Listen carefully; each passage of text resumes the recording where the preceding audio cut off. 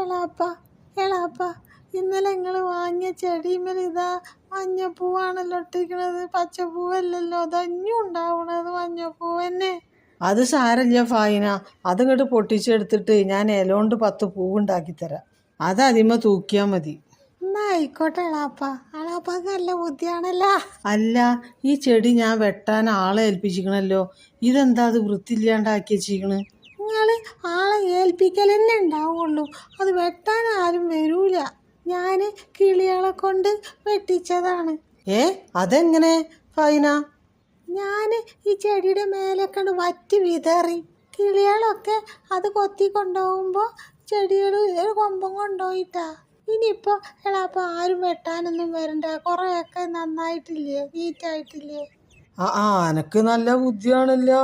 എളാപ്പ പുല്ലൊക്കെ ചില സ്ഥലത്തൊക്കെ ഉണങ്ങിയിരിക്കണല്ലോ, അതെന്ത് ചെയ്യും?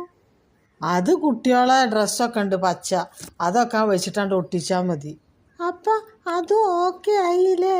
എൻ്റെ കാര്യങ്ങളൊക്കെ ഓക്കെ ആവും ഫായിന, ഇജ് ബേജാറാവാണ്ടിരിക്കി. ഈ ചെടി നോക്ക് ഫായിന, കണ്ടോ പച്ചക്കായ ഉണ്ടായിക്കണ്? ഇതുപോരെ, ഈ ചെടി പോരെ ഇപ്പോൾ പച്ച നിറത്തിന്? ആ പഴുത്ത ഇലയൊക്കെ അങ്ങോട്ട് വെട്ടിയിട്ടാൽ മതി. എളാപ്പ അത് മതി. ഉമ്മ, ഇതൊക്കെ അടിച്ചു വാരാൻ ഒരു മുറ കൊണ്ടുവന്നാണ്. എല്ലാത്തിനും ഞാൻ തന്നെ വേണം. ടൂറിനൊന്നും കൊണ്ടുപോകാൻ ഇന്നൊന്നും പറ്റിയില്ലല്ലോ എനിക്ക്. ഇതെന്താ ഇന്നെ കൊണ്ടുപോകാണ്ട് ഫായിനാനെ കൊണ്ടുപോയത്? അതുമ്മ, ഞാൻ ഫായിനാനെ ഏൽപ്പിച്ചിരുന്നല്ലോ വന്ന് കയറിയിരിക്കാം കാറിൽ.